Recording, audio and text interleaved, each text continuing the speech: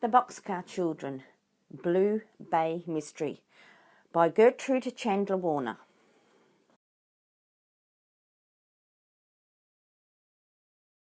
Chapter 7, Clues. The next day at breakfast, Jessie said, "Lars, how about that fish stew today?" "For Grandfather," said Henry. "He loves fish stew." "So do I," said Mike. "All but the fish." "You are funny, Mike," said Benny. "What do you like if you don't like the fish?" "Well, I like the milk, and I like the crackers," said Mike. Lars smiled at Mike. He said, "This will be the day to eat the sea biscuits. Today we'll call them crackers." Soon they all walked down the beach to wash their cups and shells. Benny and Mike ran around picking up coloured stones and shells. Lars carried the tin box with the fish lines. "Look at that great big shell sticking up," said Mike. "Come on, Benny, help me get it out." The boys dug the sand away with their hands. "Oh, it's enormous, Henry," cried Benny. "It's as big as a wash tub." Henry came back to look. "Lars," he called, "it is as big as a wash tub. What is it?" But Mr. Oldham was there first. "It's a turtle shell," he said. "A turtle?" cried Mike. "I never saw a turtle as big as this." "I have," said Lars. "That turtle must have weighed 300 pounds when it was alive. He was a big fellow. They grow big around here." "Let's use it for the stew kettle," said Mike. "Isn't it wonderful?" said Violet. "We find a kettle the very day we make fish stew." The boys went on digging. At last they took hold of the shell and pulled it out. It was full of wet sand. "Let's wash my shell," said Mike. "Oh, so it's your shell, Mike," said Henry. "Well, I guess it is yours. You found it."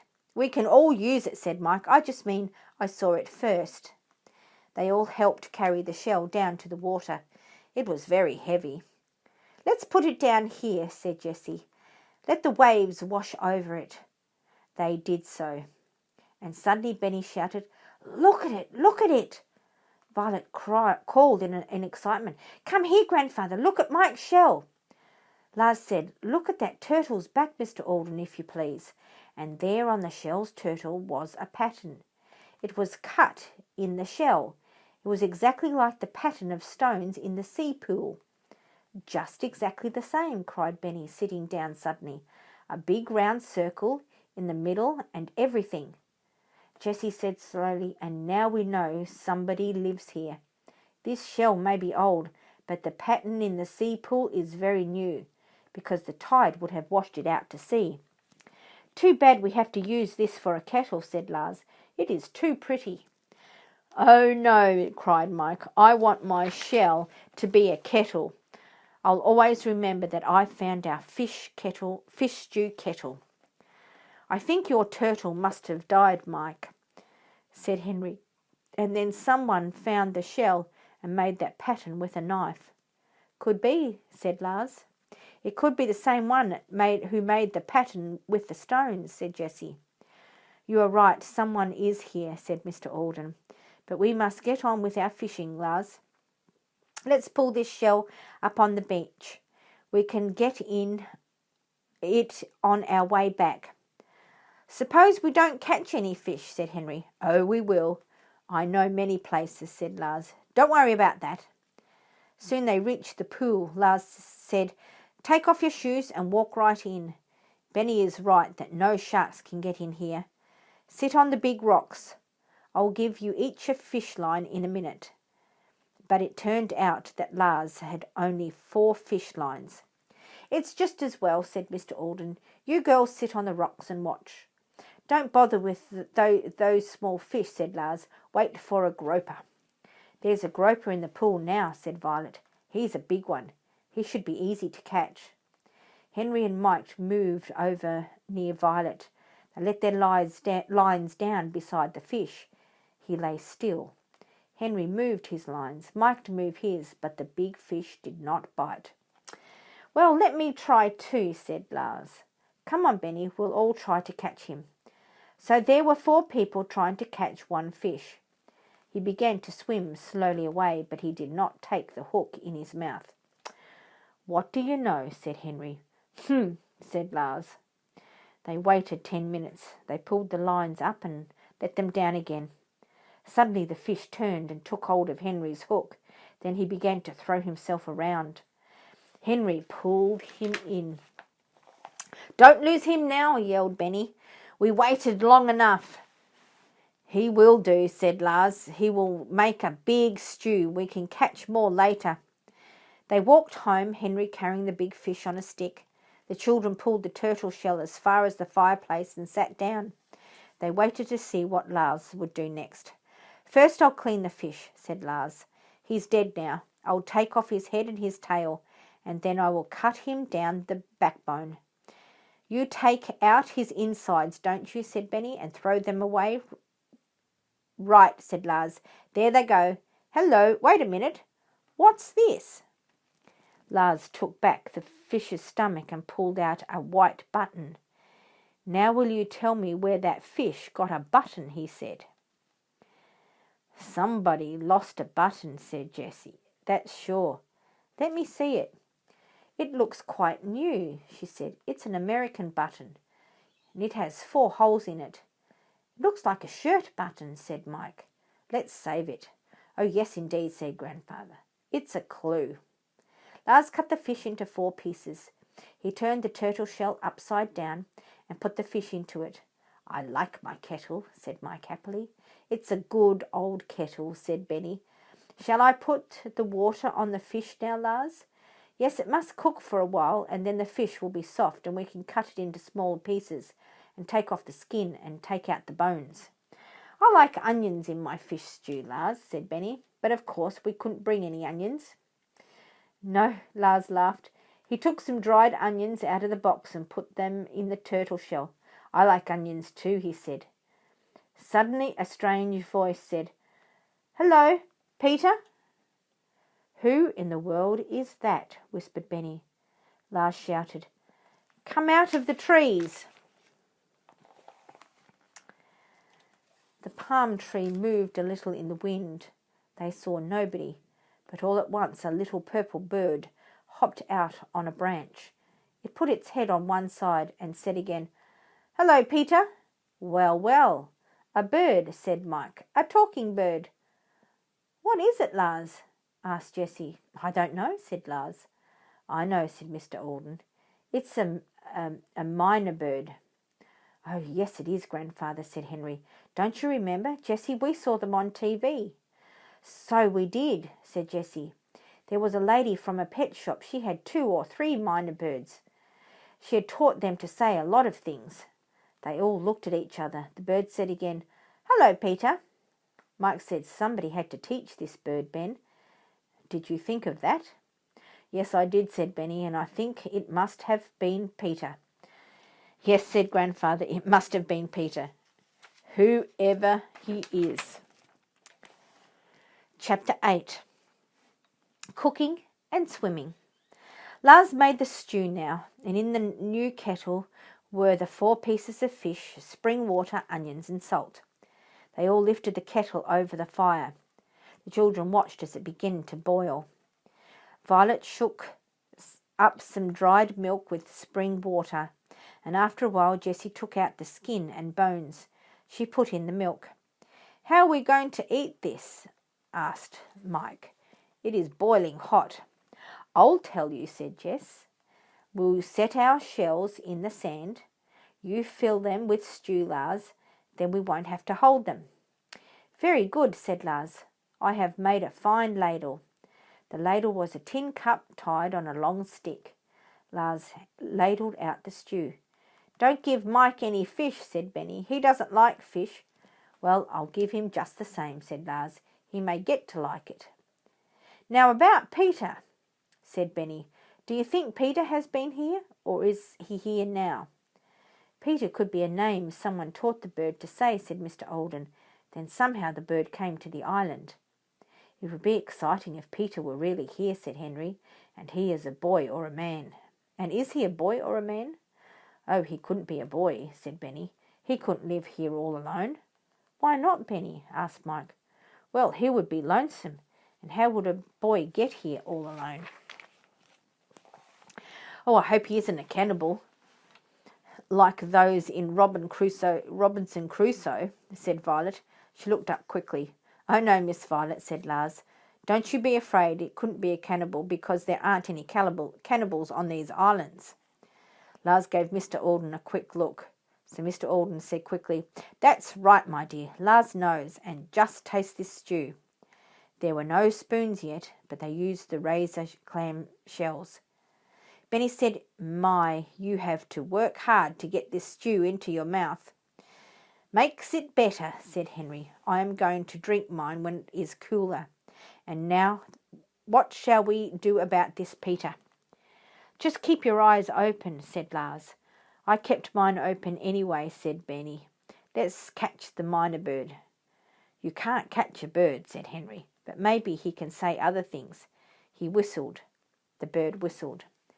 Now just hear that, said Mike. He whistled. The bird whistled. Mike got up and started for the tree, but the bird flew away at once and was lost in the trees. Just one thing, said Jessie. He looking at her gentle sister. If Peter is here now, he must speak English. That's right, Jessie, said Mr. Alden. A cannibal would not teach a mynah bird to say things in English. And now let's think about something else. Well, I think I shall cook a breadfruit today, said Lars. We will open some canned meat and have a real dinner. The stew is gone anyway, said Mr. Alden. I have 5 shellfuls. Thank you very much, Lars. I enjoyed it. Mike said, I liked mine too. The fish wasn't too bad, but the stew and crackers were the best. Lars, do you remember you said you would show us a place to swim? I remember it well, Mr. Mike, said Lars. I will show you the place when we take a walk. Can you swim, Mike? Asked Benny in surprise. Well, I can swim a little, said Mike. He was laughing at something. I like to swim, and it's so hot here. It is always hot in the middle of the day, said Lars. We ought to rest or else go into the woods. It is cool there. I don't want to rest, said Jessie. Do you, Violet? Let's go into the woods. Nobody wanted to rest. They wanted to see the island. Just wait a minute, said Lars. I will pick the breadfruit before we go.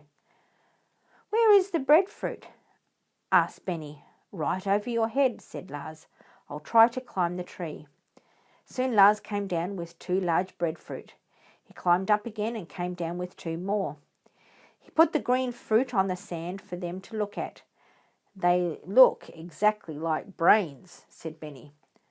Do they really now? Said Lars, laughing. How do you know what brains look like, Benny? Asked Mike. From pictures, said Benny. Brains go in and out in a curling pattern, but brains are not green. I'll bake them, said Lars. The fire is just right. I wondered why you didn't let the fire go out, said Jessie. You kept making it bigger and bigger. Yes, we have to have a bed of hot coals for the breadfruit, said Lars. Now I'll put banana leaves around them. Then we'll cover them up in the fire and leave them until we get back. Then I'll show you how to eat them. Will they taste like bread? Asked Benny. Some people think so, said Lars. You have to get used to them. Get used to it. Let's go, said Henry. We all want to swim. I want to see the place where there are no sharks, said Mike. So do I, said Mr. Alden. Everyone was surprised. Benny said, Can you swim, Grandfather? I think so, Mr. Alden, said Mr. Alden with a laugh. I may have forgotten how, but I'd like to try.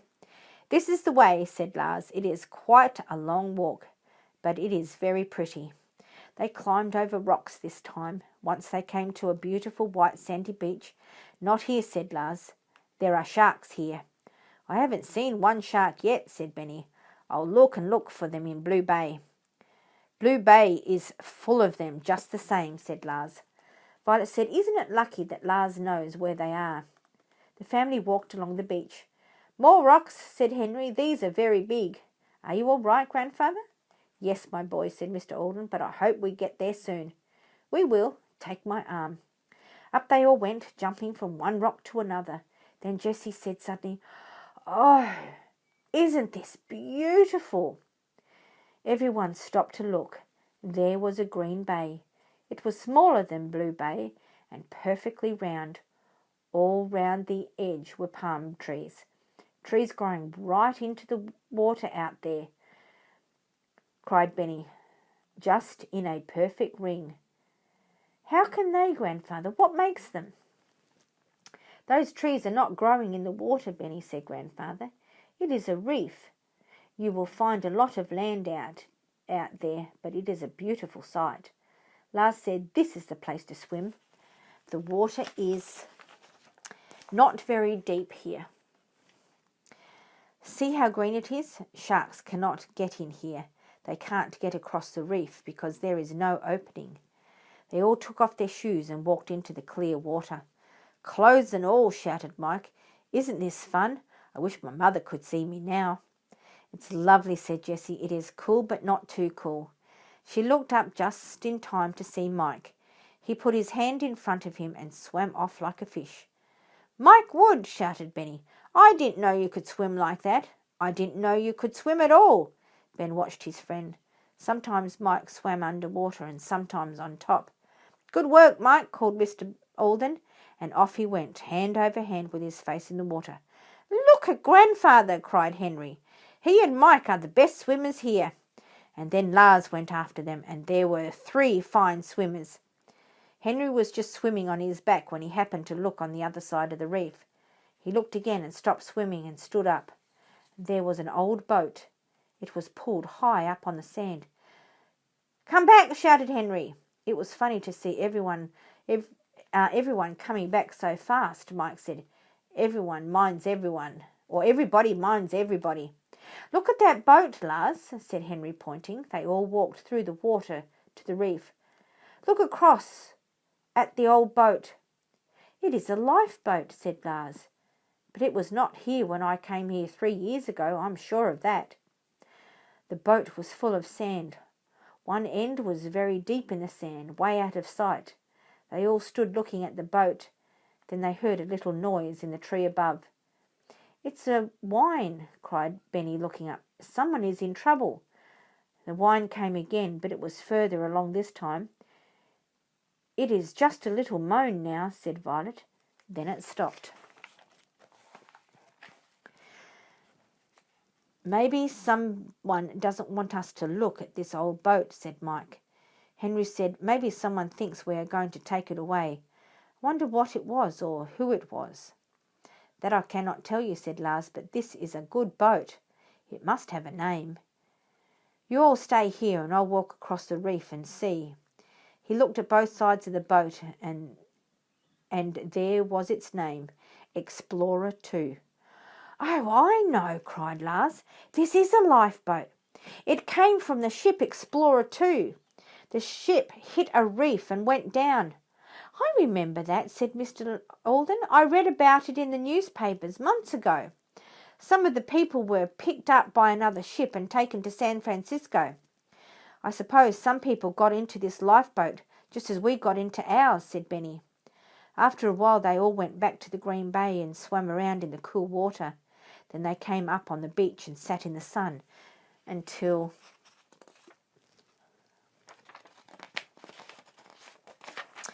they were dry. The sun made them feel very sleepy. Dry in no time, said Mike.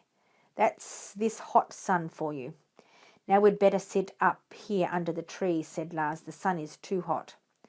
They sat down under the palm trees. Soon Mike lay down with his head on his arm. Benny did the same. The rest laughed a little, but soon they were all stretched out on the beach too. Soon the whole family was asleep on the sand, all but one. Lars was laying down, but he watched the water and the trees and the beach. He saw nothing. Even Lars did not know that anyone was looking at them from the tree right over their heads. Chapter 9. Bread. One by one the family woke up. They laughed at one another for going to sleep on the sand. We needed a nap in the middle of the day, said Mr. Alden. The sun is very hot. I'd like to see how that breadfruit is getting along, said Jessie. So would I, said Mike. It doesn't look like bread at all.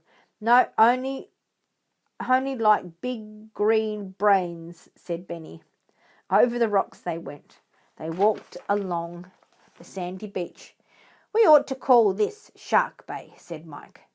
Good, said Lars. That is just what it is. It is very dangerous. Everyone was looking at the water, all but Benny. He happened to look the other way. He looked at the woods. Something was moving in the woods. He looked again. A long vine was swinging. One end of the vine was up in a tall tree. The other end went up too. It went out of sight in another tree. A swing, shouted Benny. Look at it. Now what do you know, said Henry, a whirl swing. Lars walked through the bushes. He pulled on the swing. It did not come down.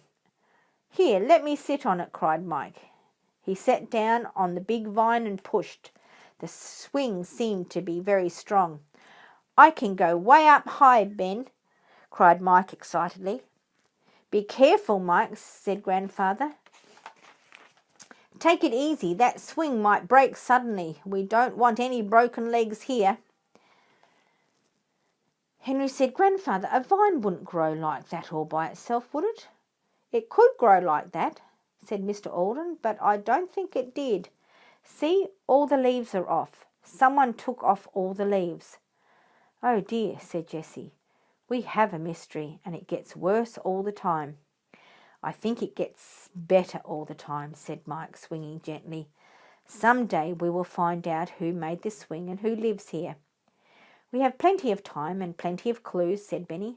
Let me have a swing too, Mike. No, you come another day and swing, said Lars suddenly. We must get back to that breadfruit. When Lars took the breadfruit out of the fire, they saw some soft baked fruit, the shape of enormous eggs. He took them out one by one and put them on big leaves. Those leaves are as big as umbrellas, said Jessie. Yes, people use them for umbrellas when it rains, said Lars. Now see, there are seeds inside the breadfruit. He took out about 30 seeds. Each one was as big as a nut. Eat them, said Lars. These seeds are nutty and rich. Then you eat the soft part of the fruit with the razor clam shells. We must make those spoons very soon, said Henry. We need spoons for everything. I like this, said Benny. He bit into the seed. It does taste nutty. I'll open the canned meat, said Henry. Then we'll have meat and bread together. He did so. With cold meat and hot breadfruit, the family enjoyed a full meal. They had bananas for dessert. They did not know that someone was watching them all the time. The days went on by very fast now. Every day brought more surprises. They made the 2 huts ready for rain, but it did not rain. Every day was beautiful. The blue bay was bluer than ever, and the green bay was greener. One day they all went to the spring for water. Benny looked first at the white shell. It had been moved. Benny said to himself, that shell has been moved. It was right next to this white stone. Now it is over the other side. I bet someone drinks here every day. But they never saw anyone. The Mynah Bird did not come back.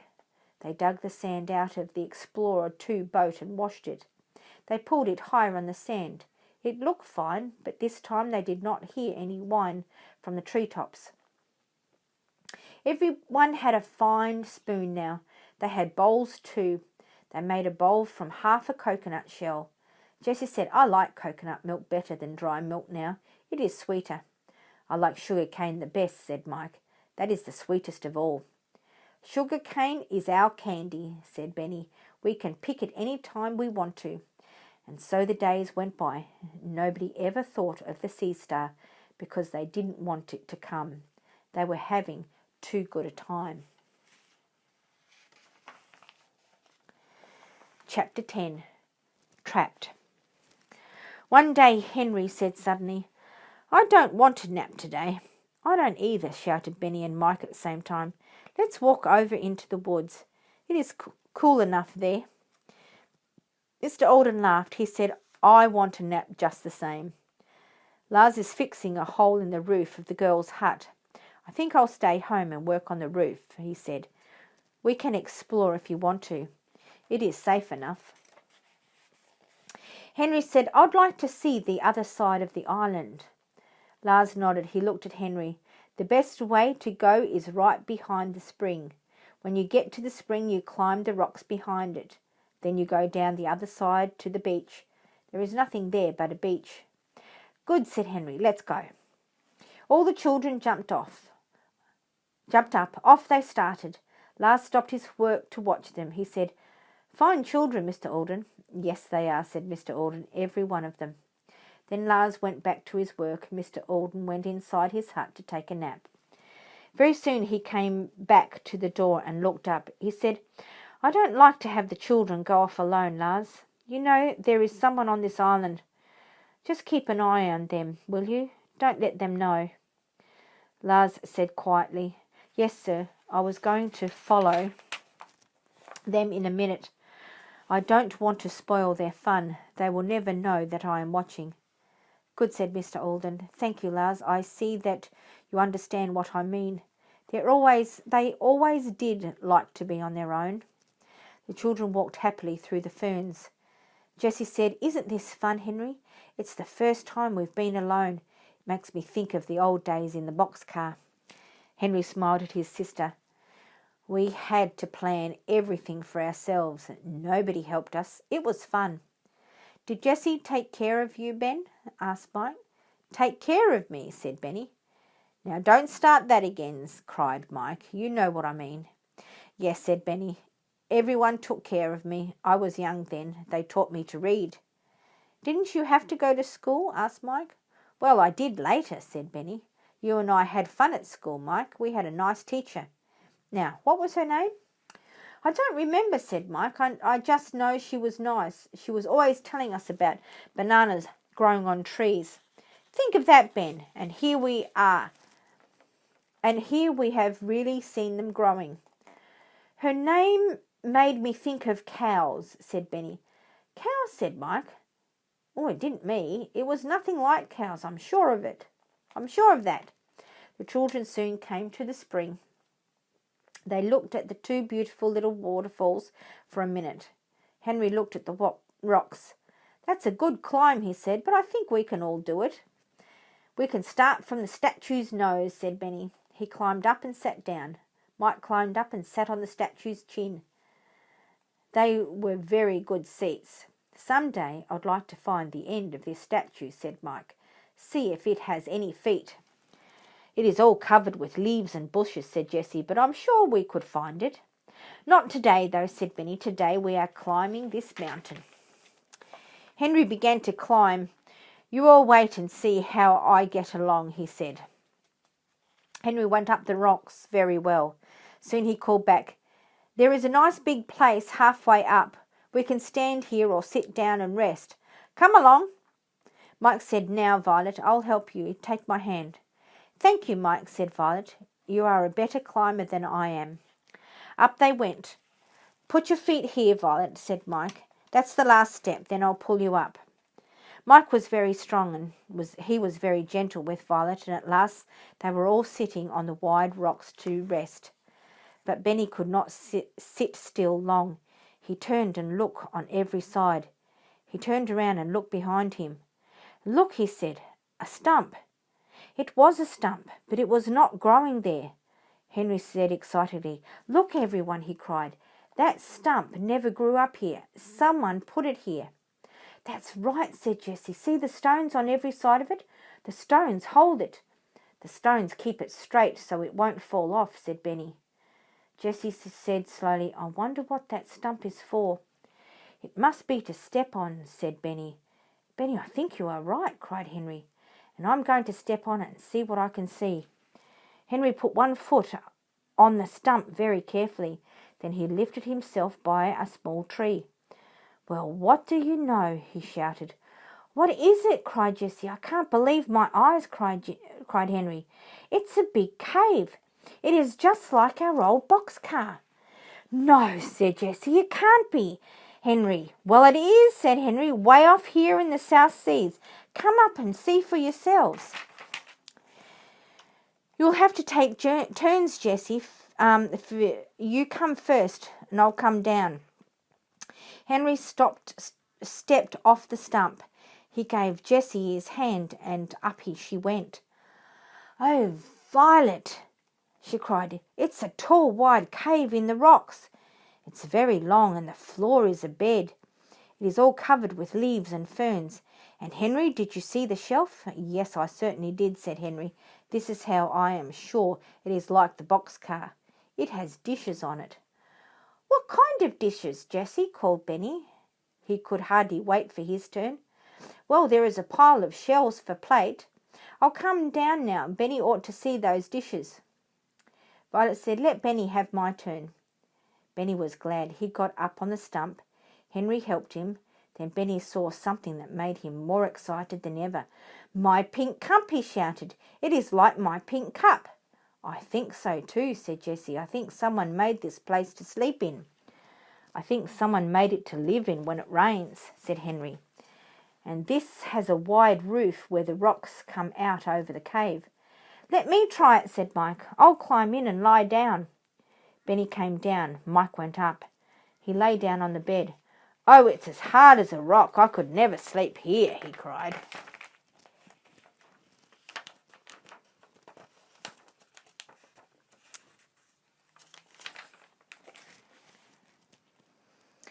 "You might if you had to," said Henry. "Suppose it was pouring rain outside." Benny climbed down as far as the statue's nose. He sat down and watched Mike. Suddenly Benny saw the trees move above him. First one tree moved, then another. Benny thought, "Some animal is jumping from one tree to another." Without a word he followed the trees. He crashed through the bushes and ferns. He kept looking up, and all the time he watched the tree tops moving. "Yes," he thought, "somebody jumps from one tree to the next. Maybe it's a monkey, but this time I'm going to find out." On went Benny. He was so excited that he fell down twice. He picked himself up and crashed on. On and on went the thing in the trees. On and on went Benny. He never thought of the cave now. All he thought of was the mystery. "Is it ever going to stop?" he thought. He was out of breath. The bushes and ferns were much bigger than he was. I won't stop until it does." But he did. He put his foot down and everything gave way under him, and down he fell. As he fell, he thought, "Hope there is no water in this." But no, the hole was deep and dry. "I'm glad," thought Benny, "but now how do I get out? I'd better yell. I hope Henry can hear me." Benny did not have time to make a sound. Over the edge of the hole he saw a boy, very thin and brown with long hair. "Who are you?" asked Benny, looking up. "I'm Peter," said the boy. "Oh, you look like a girl," said Benny. "Long hair." "No, I'm a boy," said Peter. "I can't cut my hair with my knife. Come on now, Benny. Give me your hand." Benny took hold of the brown hand. He thought it would be soft like a girl's, but it was very hard, like a dog's paw. Peter pulled Benny out of the hole. "That hole is my storehouse," said Peter. "It is a trap too." "So I see," said Benny. "How do you know I'm Benny?" "Oh, I've watched you for a long time. I know you all," said Peter. The two boys sat down and looked at each other. They never thought of the family back at the cave.